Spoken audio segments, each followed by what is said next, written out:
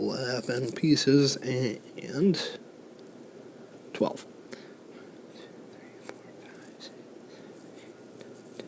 There we go.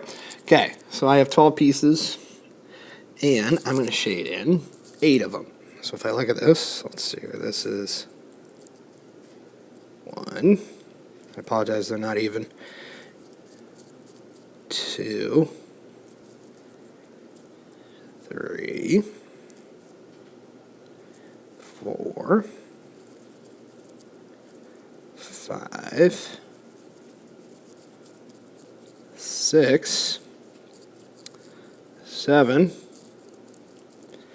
8.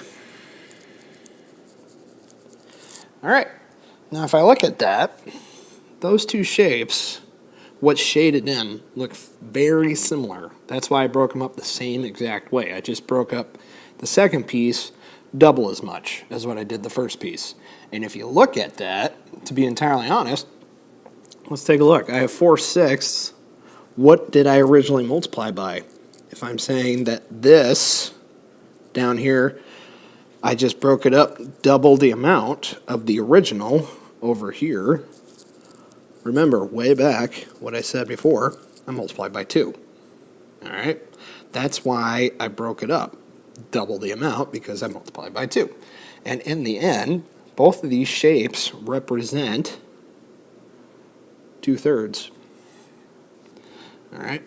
Because if I were to draw, if I look at it also in the 2/3 pieces, this, let me use blue, see it better. This, if I had a third box on here, and this, actually a third rectangle, they would both be the same size as both of these pieces. All right? And that's how you show equivalent fractions on the exact same shape multiple times when we're talking about, in this instance, 2/3. All right. I'm going to give this a smiley face. See you later.